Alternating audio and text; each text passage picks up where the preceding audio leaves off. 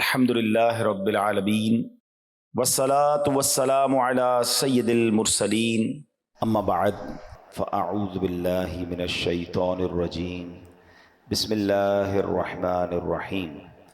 پڑھیے الصلاۃ والسلام علیک یا رسول اللہ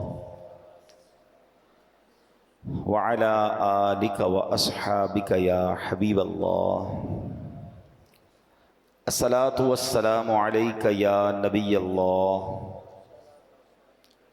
وعلی آلک واصحابک یا نور اللہ۔ درود پاک پڑھنے کے بے شمار فضائل و برکات۔ میرے آقا مدینے والے مصطفیٰ صلی اللہ علیہ وسلم کا فرمان، من قال صلی اللہ علی محمد فقد فتح علی نفسہ 70 بابا من رحمہ۔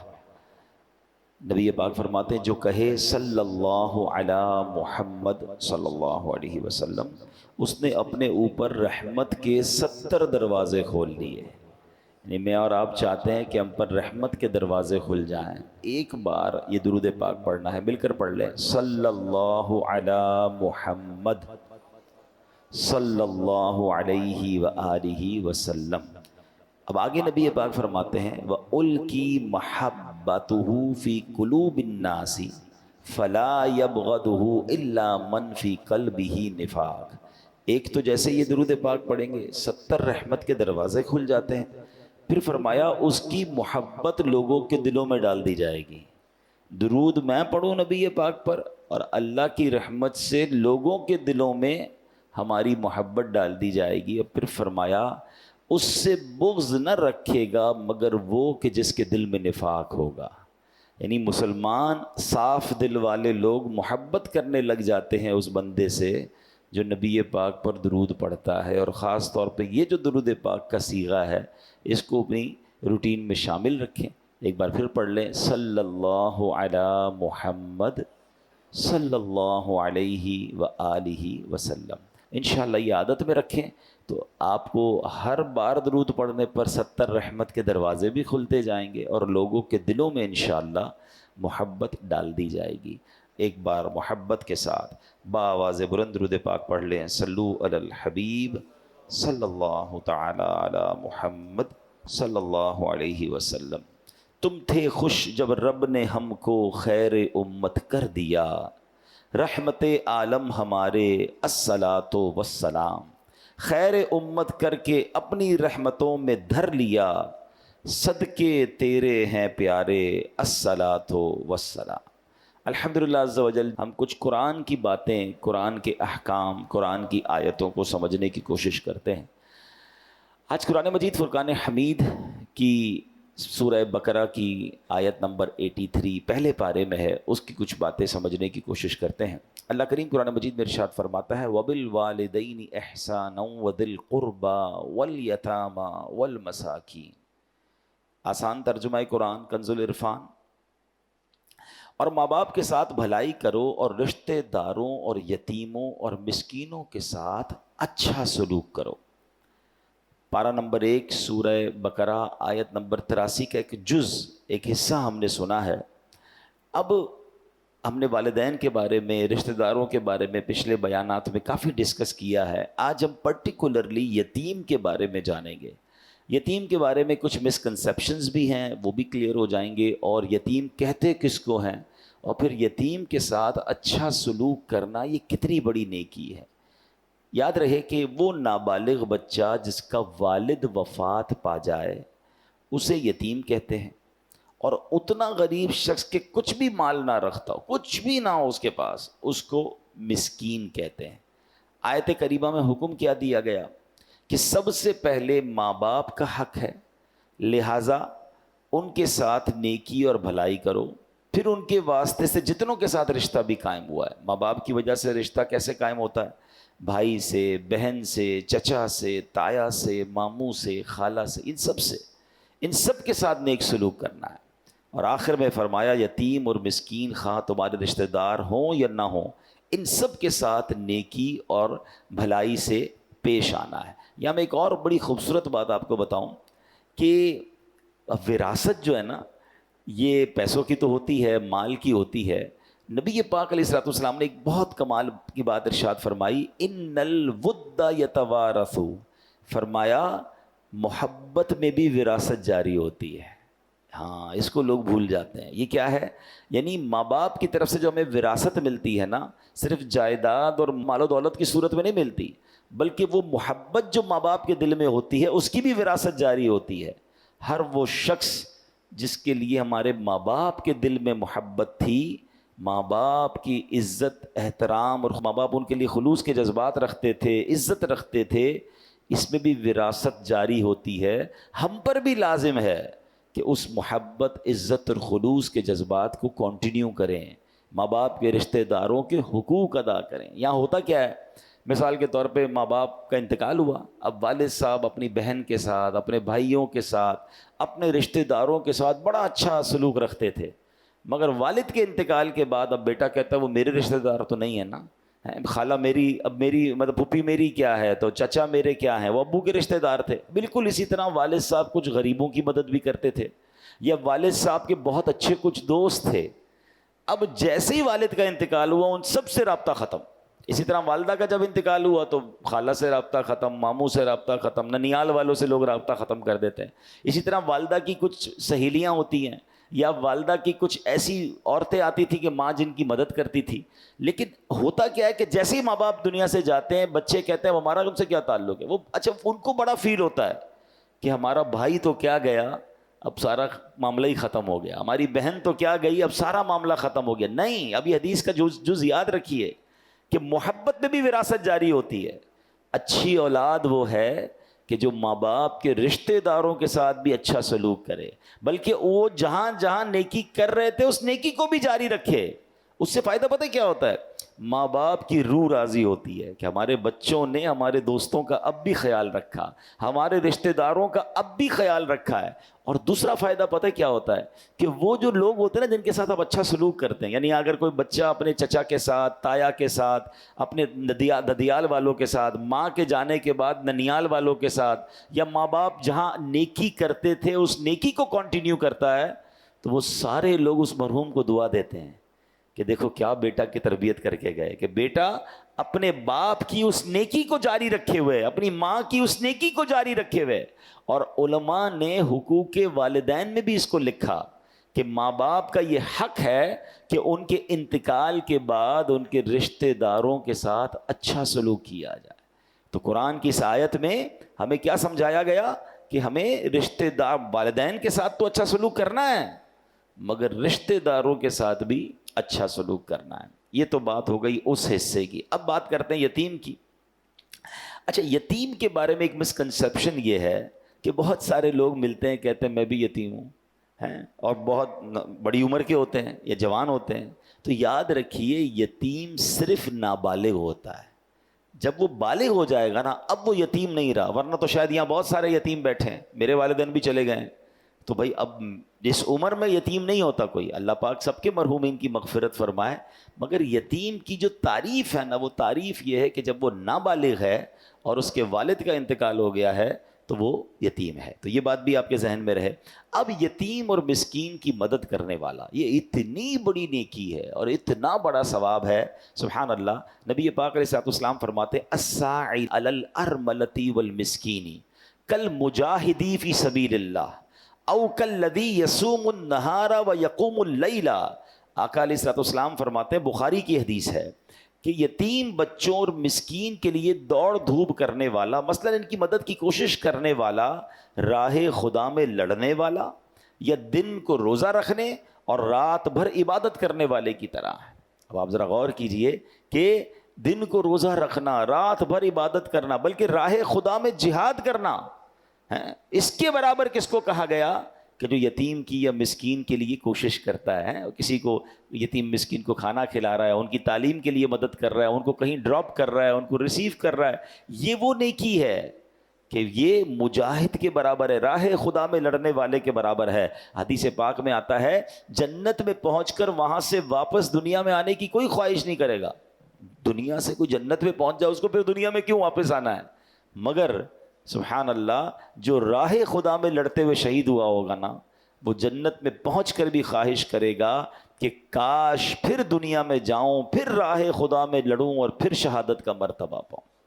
مبارک ہو ان لوگوں کو جو اللہ کی راہ میں لڑتے ہیں اور پھر شہادت کا رتبہ پاتے ہیں۔ اب عام لوگوں کے لیے تو یہ مواقع نہیں ہوتے، یہ تو فوج ہوتی ہیں دنیا بھر میں، جو بھی جیسے بھی ملک کے لیے، وطن کے لیے، اسلام کے لیے جو لڑائی ہوتی ہے وہ لڑتے ہیں، مگر عام لوگوں کے لیے بھی کیا ہمیں ایک انعام مل گیا کہ اگر یتیم کی مدد کی جائے، مسکینوں کی مدد کی جائے، تو فرمایا یہ راہ خدا میں جہاد کرنے کے برابر ہے۔ صدیقہ بنت صدیق، حضرت عائشہ صدیقہ طیبہ طاہرہ رضی اللہ تعالی عنہا سے روایت ہے کہ رسول ذیشان مکی مدنی سلطان صلی اللہ علیہ وسلم نے فرمایا جو کسی چھوٹے لاوارث یا یتیم بچے کو پالے یہاں تک کہ وہ لا الہ الا اللہ کہنا شروع کر دے، اللہ پاک اس شخص سے حساب نہ لے گا۔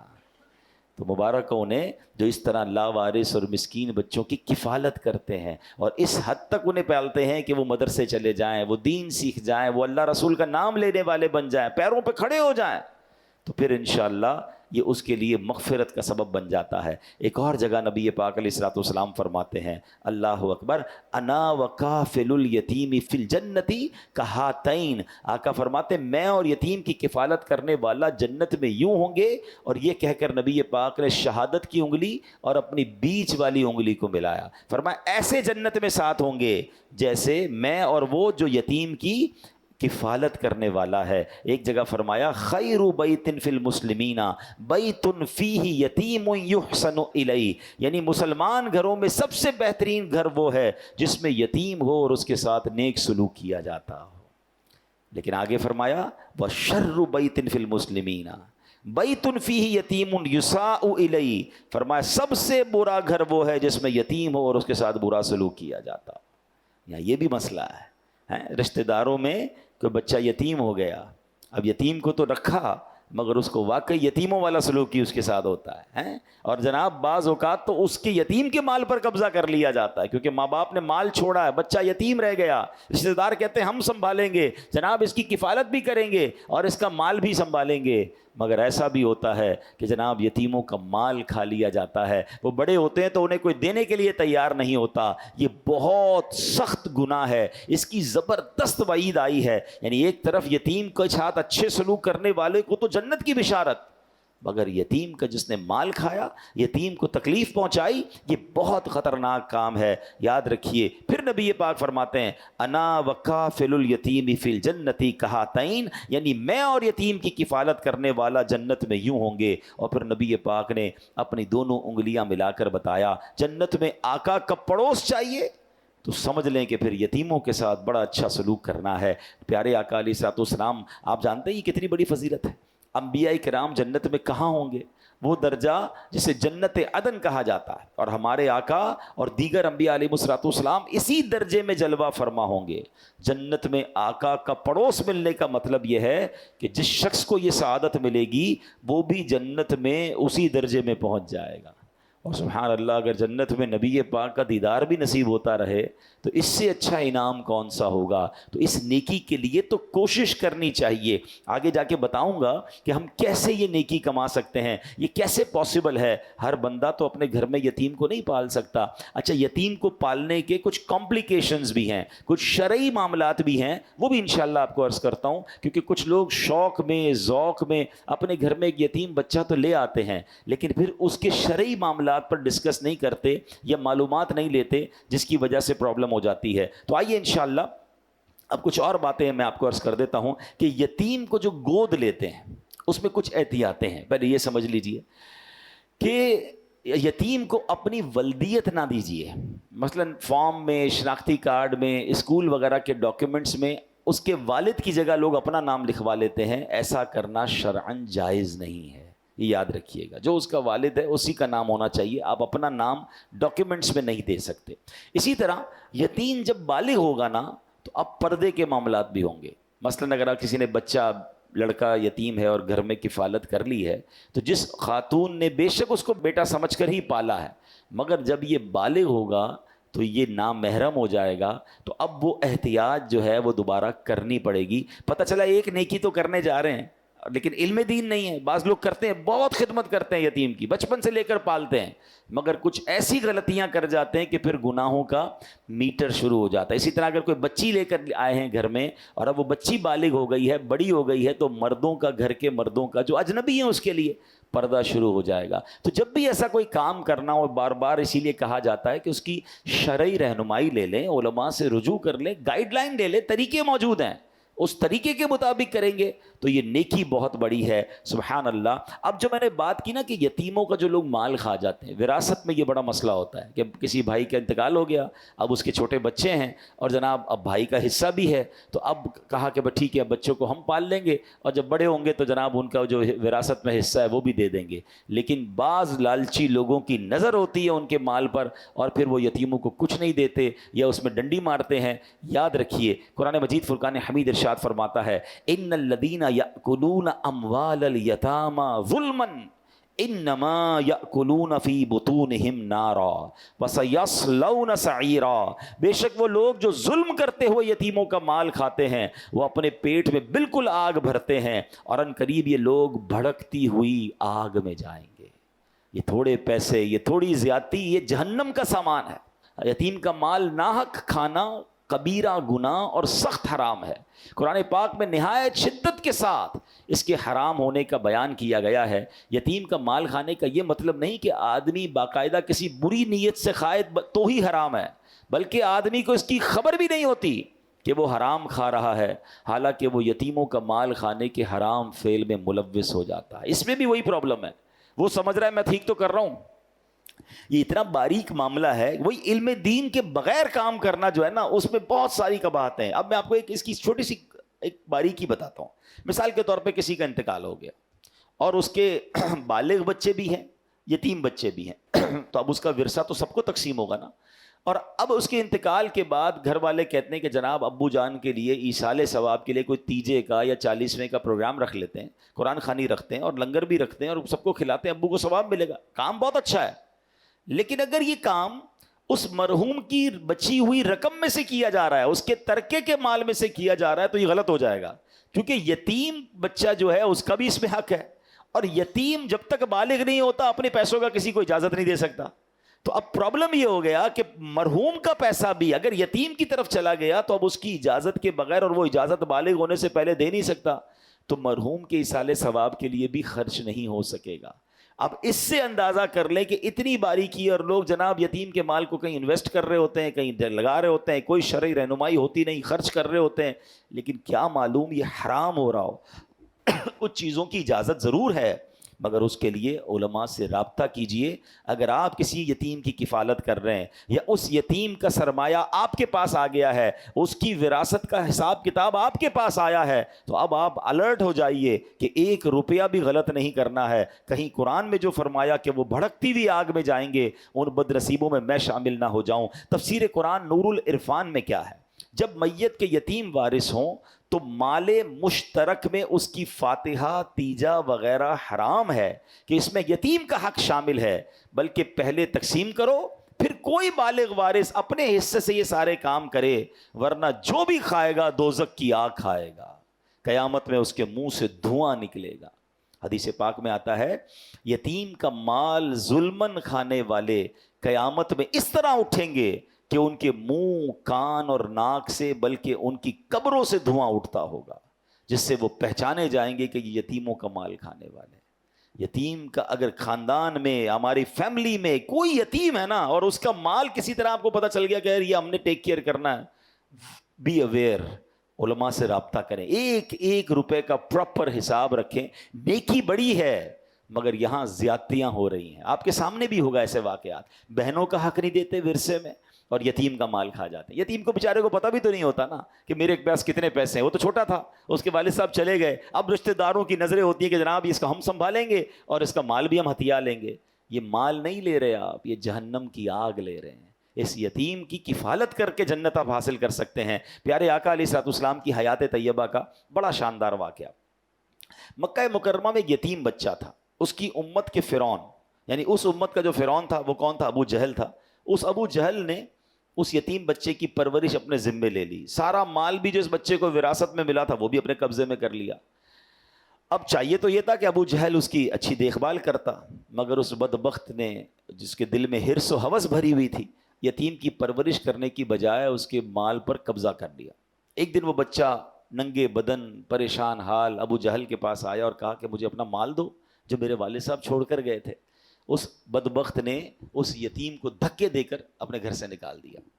اچھا، اب جب قریش کے سرداروں نے دیکھا کہ یتیم کے ساتھ ایسا ہوا ہے تو کہا ایسا کرو، تم مسلمانوں کے نبی محمد عربی صلی اللہ علیہ وسلم کے پاس جاؤ اور ان سے جا کر مدد مانگو۔ اچھا، انہوں نے یہ چیز بھی ٹونٹ کرنے کے لیے کہی تھی کہ وہ بھی کیسے مدد کریں گے، چلو پھر بھی تم جاؤ ان کے پاس۔ وہ پیارے آقا علیہ الصلوۃ والسلام کے پاس آیا۔ اب نبی پاک سبحان اللہ، وہ تو سب کے مددگار ہیں، غم و رنج و علم اور سب بلاؤں کا مداوا ہو، اگر وہ گیسوؤں والا میرا دلدار ہو جائے، اشارہ پائے تو ڈوبا ہوا سورج برآمد ہو، اٹھے انگلی تو مہ دو بلکہ دو دو چار ہو جائے۔ تو وہ یتیم گئے جب ان کے پاس، تو نبی پاک علیہ الصلوۃ والسلام نے کیا کیا، پیارے آقا نے اس بچے کو ساتھ لیا اور ابو جہل کے پاس آ گئے، اور آپ نے فرمایا کہ اے ابو جہل، نبی پاک علیہ الصلوۃ والسلام نے فرمایا کہ اس یتیم کا مال دو۔ اب سارے سردار سمجھے کہ ابو جہل نے تو آج خوب بدتمیزی کرنی ہے، ان کو کیسے ان کی بات ماننی ہے، مگر جیسے ہی نبی پاک اس کے جو بھی جگہ تھی وہاں تشریف لائے تو مرحبا کہہ کر اس نے استقبال کیا اور فوراً یتیم کا سارا مال نکال کر دے دیا۔ تو قریش کے لوگ حیران ہو گئے، ابو جہل تم تو ان کے سب سے بڑے مخالف ہو، ان کے بارے میں اتنی باتیں کرتے ہو، ان کے دین کو ٹھکراتے ہو، آج آتے ہی ان کو سارا مال دے دیا، آج تو موقع تھا معاذ اللہ ان کے سامنے تم نے مقابلہ کرنے کا۔ تو ابو جہل کہتا ہے کہ جب وہ آئے تو خدا کی قسم میں نے دیکھا کہ محمد عربی صلی اللہ تعالیٰ علیہ وسلم کے دائیں اور بائیں ایک نیزہ دیکھا میں نے، مجھے ڈر لگا کہ ان کی بات نہیں مانوں گا تو وہ نیزہ مجھے پھاڑ ڈالے گا۔ یہ معجزہ رسول اللہ صلی اللہ علیہ وسلم ہے کہ اس کو عذاب الہی نظر آنے لگ گیا تھا، وہ ڈر گیا، اور نبی پاک کی ایک ایسی ہیبت اس کے دل پر طاری ہوئی کہ اس نے یتیم کو جو ہے وہ مال لوٹا دیا۔ تو اے میرے پیارے اسلامی بھائیوں، یہ بہت بڑی نیکی ہے، ہم سب کو اپنے مال میں کچھ نہ کچھ حصہ، تھوڑا بہت بھی پارٹ جو ہے وہ یتیموں کے لیے رکھنا چاہیے۔ یعنی وہ بندہ کہتا ہے نا یار الگ الگ جگہوں پر انویسٹمنٹ ہونی چاہیے، الگ الگ کاروبار ہونے چاہیے۔ Do not put your all eggs in one basket. انگریزی کا مقولہ کیا ہے کہ سارے انڈے ایک باسکٹ میں مت ڈالو، وہی باسکٹ گر گئی تو سارے ہی انڈے ٹوٹ جائیں گے۔ تو کاروبار میں بھی لوگ مختلف جگہوں پر کام کرتے ہیں کہ ایک کاروبار میں مندہ ہو تو کہیں اور سے پیسے آ جائیں، تھوڑی بہت ہی انویسٹمنٹ لوگ کر رہے ہوتے ہیں۔ یہ دنیا کے لیے تو دماغ چلتا ہے، اللہ کرے میرا نیکیوں کے لیے بھی ایسا ذہن بن جائے کہ تھوڑے پیسے میں کبھی مسجد میں لگا دوں، تھوڑے پیسے کسی مدرسے میں دوں تاکہ قرآن پڑھنے والوں کا ثواب بھی ملے۔ اچھا جناب میں کسی غریب کی مدد کر دوں، وہ اپنے بچوں کو کھلائے، اس کا مجھے ثواب ملے۔ کسی کو قرضہ دوں تو قرضے کا ثواب بھی مجھے ملے۔ اچھا جناب اب اور کون سی نیکی ہے، تو کسی یتیم کی کفالت کر لوں تاکہ یتیموں کے گھر میں بھی ہونے والی نیکی کا ثواب مجھے ملے۔ اگر ہم سوچتے جائیں اللہ نے جس کو نوازا ہے تھوڑا پانی کے صدقے کا کام کر دوں کہ جب تک کنواں چلتا رہے گا، جب تک پانی لوگ پیتے رہیں گے ادھر سے مجھے ثواب مل جائے، تو یہ جتنی نیکیاں ہیں صدقہ، کبھی درخت لگا دوں تو درخت لگتے رہیں گے، اس کا مجھے ثواب، سایہ ملتا رہے گا مجھے اس کا ثواب ملے۔ اگر جس کا یہ ذہن بن جائے نا کہ جناب مجھے، اور پھر ماشاءاللہ اگر دعوت اسلامی کے ساتھ آپ کنٹریبیوٹ کرتے ہیں اور آپ یہ سوچیں کہ دعوت اسلامی تو پوری دنیا میں نیکی کے کام کر رہی ہے، تو جس طرح لوگ کہتے ہیں نا یار دنیا بھر میں فیکٹریاں ہونی چاہیے، ایکسپورٹ امپورٹ کا کام ہونا چاہیے، پاکستان کے ساتھ ساتھ دنیا کے کئی ملکوں سے مال آنا چاہیے، اللہ کرے یہ ذہن بن جائے کہ میرا ثواب بھی دنیا بھر میں پھیل جائے۔ جب پتہ چلے کہ دعوت اسلامی برطانیہ میں، افریقہ میں، یا جناب دنیا کے کئی ملکوں میں کام کر رہی ہے، تو آپ بھی رابطہ کر سکتے ہیں کہ جناب اس میں بھی تھوڑا میرا حصہ ملائیں۔ اب جیسے آج کل غزہ کے مسلمانوں کی مدد ہو رہی ہے، فلسطین کے مسلمانوں کی مدد ہو رہی ہے، وہاں کتنی بڑی تعداد میں یتیم بچے ہو گئے ہیں، الحمدللہ ہم کوشش کر رہے ہیں کہ کسی طرح میں ایکسس ملے تو ہم غزہ کے اندر بھی انشاءاللہ یتیم خانہ بنائیں۔ مگر کہنے کا مقصد یہ ہے کہ ہمیں خاص طور پر آج جو میں نے بیان کیا ہے کہ یتیموں کی کفالت، سب سے پہلے تو یہ سوچ لیجئے کہ اگر آپ کی فیملی میں، آپ کے رشتہ داروں میں کوئی یتیم ہے، اس سے اچھا سلوک کرنا ہے، اس کا حق نہیں دبانا ہے، بلکہ اس کا حق دلانے میں اپنا اگر آپ کردار ادا کر سکتے ہیں تو کردار ادا کیجئے۔ پہلی آپ نے سبحان اللہ حدیث بھی سنی تھی، قرآن پاک کی آیت بھی سنی کہ وہ راہ خدا میں جہاد کرنے والے کے برابر ہے جو کسی یتیم کے لیے مدد کرنے کی کوشش کرتا ہے۔ تو آپ یہ کام کام کیجئے۔ دوسرے نمبر پر آپ ایک یہ کیجئے کہ یتیم کی کفالت اپنے ذمے لے لیجئے۔ اپنے گھر میں اگر یتیم پالنا ہے بڑی اچھی نیکی ہے، مگر اس کے شرعی کانسیکوینسز، شرعی تقاضے پورے کرنے ہوں گے۔ اور اگر آپ اپنے گھر میں نہیں پال سکتے تو آس پاس رشتہ داروں میں، پڑوسیوں میں، محلے میں کئی یتیم بیوائیں ہوتی ہیں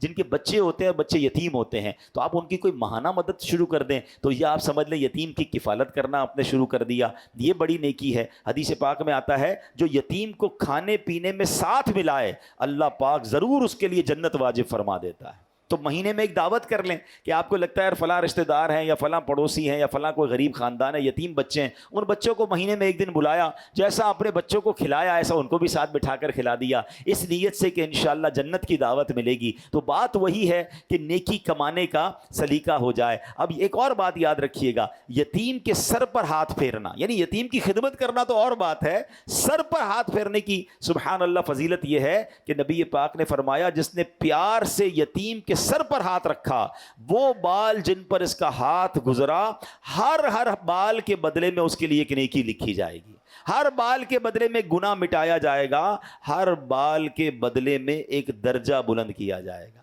تو اللہ کی رضا کے لیے، اچھا یہ بھی کیوں؟ جب آپ سر پہ ہاتھ پھیرتے ہیں تو شفقت ہے نا، اس کو فیل ہوتا ہے، اس کو اچھا لگتا ہے کوئی ہے جو میری جو ہے وہ مدد کرنے والا ہے۔ اچھا اس میں بھی بڑی پیاری علماء نے تقسیم بتائی ہے، اور یہ حدیث پاک میں ہے کہ لڑکا یتیم ہونا تو ہاتھ کیسے پھیرنا ہے؟ پیچھے، سر کے پیچھے سے ہاتھ آگے لانا ہے۔ اور جس کا والد ہے دنیا میں، ویسے ہی ہمارے کسی دوست کا بیٹا ہے اور شفقت کے لیے آپ سر پہ ہاتھ پھیر رہے ہیں تو آگے سے پیچھے بالوں کی طرف لے جانا ہے۔ تو یہ بھی طریقہ حدیثوں میں بیان ہوا۔ تو بہرحال میرے پیارے اسلامی بھائیوں، جب سر پر ہاتھ پھیرنے میں اتنا ثواب ہے کہ ہر بال کے بدلے نیکی ہے، تو یتیم کو کپڑے دلانا، یتیم کو کھانا کھلانا، یتیم کی تعلیم کا انتظام کرنا، دیکھیں وہ بن باپ کا بچہ ہے، آپ اس کے ساتھ اچھا کریں گے، آپ کے اپنے بچوں کے ساتھ اچھا ہونا شروع ہو جائے گا۔ تو آخر میں میری گزارش یہی ہے کہ مثال کے طور پہ کوئی میرا بھائی ایسا بیٹھا ہے، آپ کے 3 بچے ہیں، آپ کے 4 بچے ہیں، آپ کے 5 بچے ہیں، اللہ آپ کو برکت دے آپ کے بچوں میں، تو کیا ایسا نہیں ہو سکتا کہ میں یہ بھی پلان کروں کہ یار کم از کم 2 یتیم بچے بھی میں پالوں گا؟ 4 بچے بھی تو پال رہا ہوں نا، وہ 2 بھی انشاءاللہ میری ذمہ داری ہوں گے، وہ پلتے رہیں گے، وہ خوش ہوتے رہیں گے، ان کی برکت سے اللہ میرے بچوں کی خیر فرما دے گا۔ تو اول تو آپ خود سے کیجئے۔ اگین میں یہی کہہ رہا ہوں کہ اپنے خاندان میں سب سے پہلے دیکھیں، ہماری سب سے پہلی ذمہ داری اپنا ہی خاندان ہے۔ ہو سکتا ہے ہمارے ہی خاندان میں یتیم بچے ہوں اور ہماری نظروں میں نہ ہوں، تھوڑا سا توجہ دیں گے۔ میں نے تعریف بیان کر دی کہ جس کے والد کا انتقال ہو گیا ہو اور وہ نابالغ ہو تو وہ یتیم ہے، اس کی کفالت کر کے جنت کا سامان کیجئے، ہو سکے تو اس کی ساری ذمہ داری اپنے اوپر لے لیجئے، اس کی تعلیم کی، اس کے لباس کی، اس کی میڈیکل کی، اور اس کو بڑا کیجئے۔ آپ دیکھیں قدم قدم پر انشاءاللہ روزانہ نیکیاں ملنا شروع ہو جائیں گی۔ اور آپ کو لگتا ہے یار میں پرسنلی یہ نہیں کر سکوں گا، میرے لیے ڈھونڈنا مشکل ہے، تو پھر دعوت اسلامی میں الحمدللہ ایک پورا نظام ہے، اور آپ کو میں خوشخبری دے رہا ہوں کہ الحمدللہ کراچی میں پہلا یتیم خانہ، یہ آپ جب دیکھیں گے کبھی گزر ہو آپ کا ناگن چورنگی کے پاس نیو کراچی پہ، تو آپ دیکھیے گا گراؤنڈ+7 کی اسٹیٹ آف آرٹ بلڈنگ اب کمپلیشن کے مرحلے میں ہے، اور انشاءاللہ آپ یتیم خانہ، ہم نے یہ بھی سوچا تھا جب یہ بنانے لگے تھے کہ نارمل مدرسے کی طرح کا بنا لیں، ہم نے کئی یتیم خانوں کا وزٹ کیا، پھر ہمیں اندازہ ہوا کہ پاکستان میں کئی یتیم خانے، واقعی یتیم خانے بنا دیے انہوں نے، اتنا برا حال ہے۔ میں سب کا نہیں کہتا، کچھ واقعی بہت اچھے ہیں، لیکن انشاءاللہ ہم نے ایک ایسا پلان کیا کہ ہم ایسا یتیم خانہ بنائیں کہ عام بچے تمنا کریں کہ ہمیں وہاں پر رہنا ہے، کیونکہ یہ ہمارے بچے ہوں گے، ان کی رہائش، ان کا کھانا پینا، ان کی میڈیکل، بلکہ ان کو دیکھیں نا، اگر بچہ عید کی چھٹیوں پہ اپنے ماں باپ کے پاس جاتا ہے، یہ کہاں جائیں گے؟ تو ان بچوں کو کہیں اسلامک ٹور پر بھی لے جانا، یا پاکستان ٹور پہ لے جانا، مزارات اولیاء کا ٹور کرانا، وہ بھی ہماری ذمہ داری ہوگی۔ تو ایک شاندار مدنی ہوم زیر تعمیر ہے، اور انشاءاللہ مجھے بہت امید ہے کہ اینڈ آف 2025 یا جنوری 2026 کے قریب اس کی اوپننگ ہوگی۔ جب آپ دیکھیں گے تو اگر آپ یتیموں کی کفالت خود کریں، دوبارہ میں کہتا ہوں آپ خود کریں، نہیں کر سکتے اور آپ چاہتے ہیں کہ ہم یہ ذمہ داری لیں، تو آپ دعوت اسلامی کے ساتھ تعاون کر سکتے ہیں، مدنی ہوم کے نام پر اپنا ڈونیشن دیں گے تو انشاءاللہ یہ یتیموں کی کفالت پر خرچ ہوگا، اور یہ انشاءاللہ آپ کے لیے صدقہ جاریہ ہوگا۔